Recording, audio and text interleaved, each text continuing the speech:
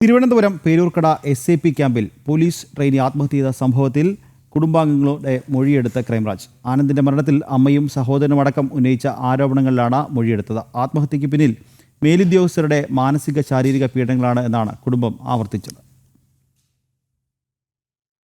Peroorkada special armed police ക്യാമ്പിലെ trainee Vithura Peppara കരിപ്പാലത്ത് Anand ആത്മഹത്യ ചെയ്ത സംഭവത്തിലാണ് കേസന്വേഷിക്കുന്ന ക്രൈംബ്രാഞ്ച് സംഘം കുടുംബാംഗങ്ങളുടെ മൊഴി രേഖപ്പെടുത്തിയത്. മരണത്തിൽ ദുരൂഹതയുണ്ടെന്ന് കുടുംബം ആരോപിച്ചിരുന്നു. മേലുദ്യോഗസ്ഥന്റെ കടുത്ത ശാരീരിക മാനസിക പീഡനങ്ങൾ ആനന്ദിന് അനുഭവിക്കേണ്ടി വന്നിട്ടുണ്ടെന്നും സഹോദരൻ അരവിന്ദ് പരാതിയിൽ പറഞ്ഞിരുന്നു. ജാതീയധിക്ഷേപം നേരിടേണ്ടി വന്നതായും ചൂണ്ടിക്കാട്ടിയിരുന്നു. കൈഞ്ഞരമ്പ് മുറിച്ച് ആത്മഹത്യാ ശ്രമം നടത്തിയ ആനന്ദിനെ ചികിത്സ കഴിഞ്ഞ് തിരിച്ചെത്തിയ ശേഷം പോലീസ് ക്യാമ്പിലെ മുറിയിൽ തൂങ്ങി മരിച്ച നിലയിൽ കണ്ടെത്തുകയായിരുന്നു. കൈഞ്ഞരമ്പ് മുറിച്ച് ആത്മഹത്യാ ശ്രമം നടത്തിയിരുന്ന ആനന്ദ് ചികിത്സയ്ക്ക് ശേഷം വീട്ടിലേക്ക് പോകാൻ ആഗ്രഹം പ്രകടിപ്പിച്ചിരുന്നെങ്കിലും അധികൃതർ സമ്മതിച്ചിരുന്നില്ലെന്ന് സഹോദരൻ ആരോപിച്ചിരുന്നു.